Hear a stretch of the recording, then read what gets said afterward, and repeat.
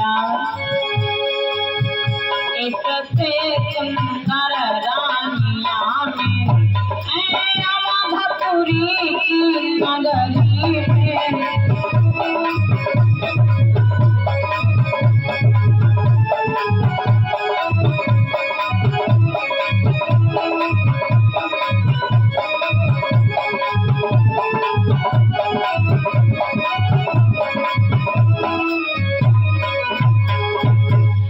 बोले हैं राजा ब्राह्मण से, मांगा है कुछ तो जल्दी में, इससे सुंदर रानियां मेरी है अवधपुरी की नगरी।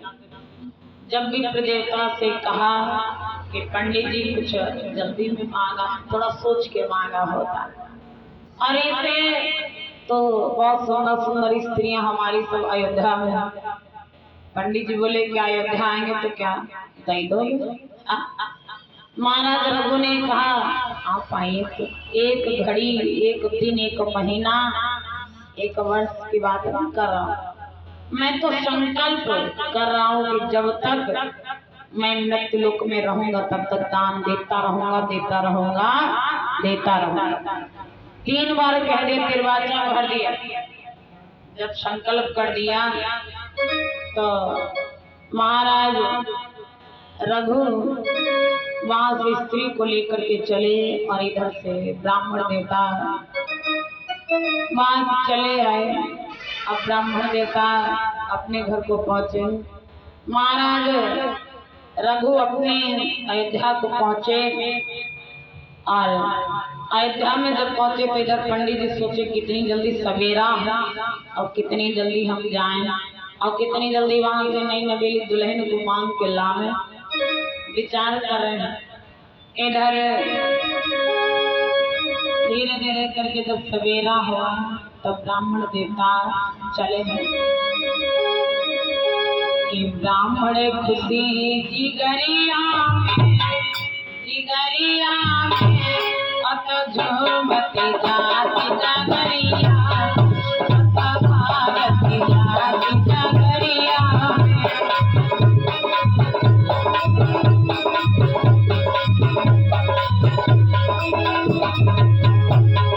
ब्राह्मण खुशी जिगरिया में अत झूमती जाति जगरिया अत भारती जाति जगरिया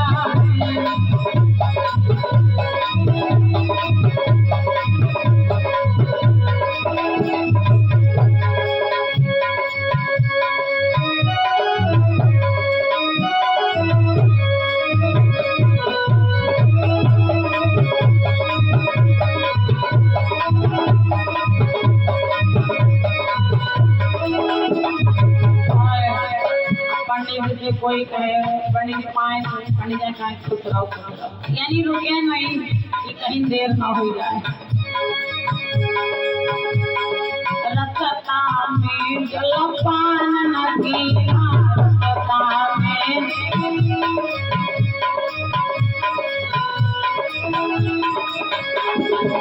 जलपान नदी रसता में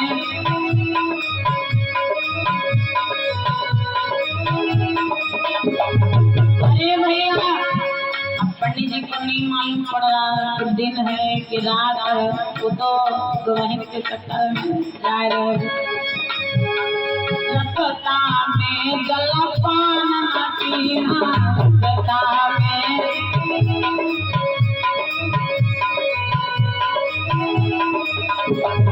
दिन और रात एक कर दीना दिन और रात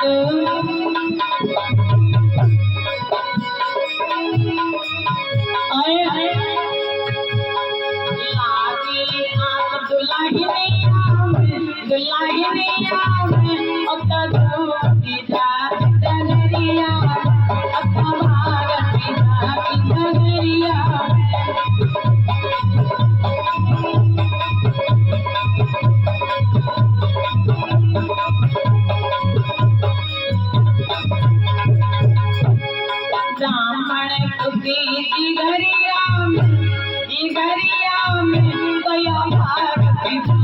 डगरिया अता धोवती जाती डगरिया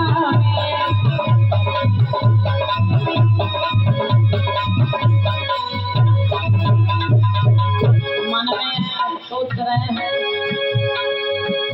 बड़े अरमान हो, बड़ी तमन्ना हमारे विवाह की खुशी इतना कुछ कहने को नहीं। जाई भोका को वतन सुनई रे, जाई भोका को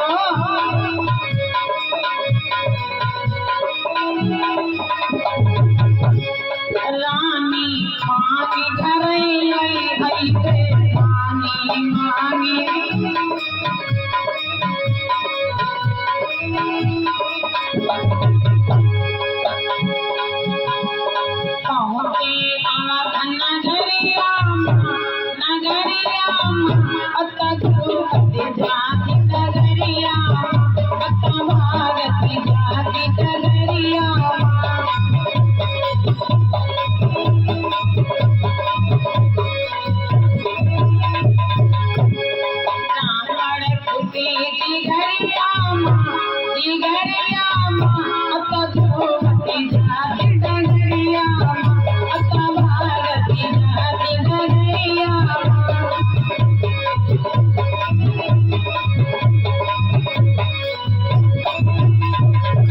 पंडित जी यहाँ पे पहुंचे। महाराज रघु की नगरी अयोध्या, जब वहां पर गए तो जब बाहर पहरेदार खड़े हुए उन्होंने अंदर जाके महाराज को सूचना दी कि महाराज की जय, महाराज आपके द्वार पर कौन विप्र देवता है, ब्राह्मण देवता है। महाराज रघु ने कहा कि ब्राह्मण के लिए, साधु के लिए राजा का दरबार सदैव खुला रहता है, इसलिए जाके उनको साथ सम्मान महल के अंदर ले आई। जब उन्होंने कहा कि महल के अंदर ले आई, पहरेदार गए और जा करके ब्राह्मण देवता को इज्जत के साथ में लेके आए। पंडित जी का मन बड़ा प्रसन्न है, दुल्हन मिलेगी, दुल्हन लेवा के लाए। अब भैया ब्राह्मण देवता है, खूब बढ़िया से मिठाई रसगुल्ला सब इंतजाम, खीर पूरी पकवान, यानी लगभग कोई कसर नहीं छोड़ी, बहुत बढ़िया इंतजाम किया।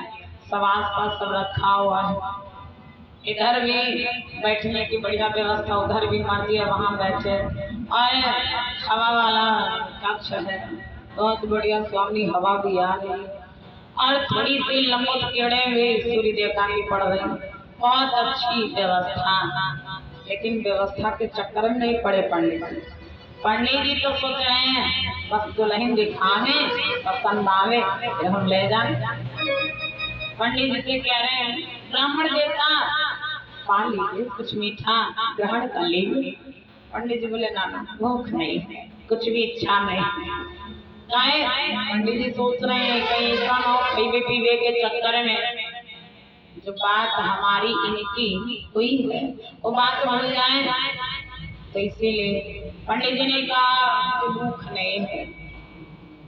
महाराज ने कहा पा लीजिए, क्या हुआ, और आपको तो मीठा बहुत पसंद होता है, ब्राह्मणों को मीठा बहुत पसंद होता है, इसलिए, और आप कह रहे हो कि मुझे भूख नहीं, खा लीजिए कुछ ना कुछ।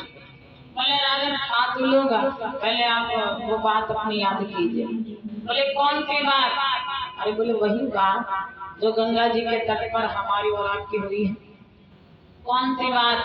उन्होंने कहा तो बहुत सारी बातें हमसे सबसे हुआ करते हैं, लेकिन कोई खास बात तो नहीं हुई। कौन सी बात है बताइए ना। पंडित जी जान गए कि भूल गए, हम जानते थे। राजा योगी का क्या भरोसा कि कब बात कहे कब भुला जाए, भूल गए हमको लगता है। उन्होंने कहा राजा अपनी बात आप याद कीजिए, आपने कहा था कि हम आपको एक स्त्री देंगे। अच्छा, बोले वो जो गंगा जी के तट पर हम किनारे पर हम आपसे वार्तालाप किए थे। बोले हाँ वही बात। अरे बोले उसके चक्कर में क्यों चिंता कर रहे हैं, पाइए आप पा लीजिए, अभी बुलवा दो कि पहले बुला लीजिए। अब जैसे स्त्रियों को बुलाए अब स्त्रियां पर पुरुष के सामने अदब करती हैं, पर्दा करती हैं। स्त्रियां घूंघट मार मार के महाराज रघु ने कहा जो तुम्हें पसंद आवे सो ले जाइए, जो पसंद आवे। अब पंडित जी पहले से देखे भैया कौन पीली साड़ी पहने, कौन लाल पहने, कोई एक से एक बढ़िया सुंदर लाल पीली देख के अब पंडित जी का समझ में ना आवे कि कौन वाली का घूंघट देखे कौन वाली ले जाए। पंडित जी दौड़े स्त्रियों के पास में, घूंघट उठावे फिर ढक दे, फिर उठावे फिर ढक दे। अब जैसे सभी को देखे कौन सुंदर, कोई अति सुंदर, कोई गुलाब, कोई चंपा, कोई चमेली, सब एक बढ़िया सुंदर स्त्रियां। अब पंडित जी सोच में पड़ गए कि हमने कहा था कि एक स्त्री चाहिए, लेकिन यहाँ पे तो सभी सुंदर है।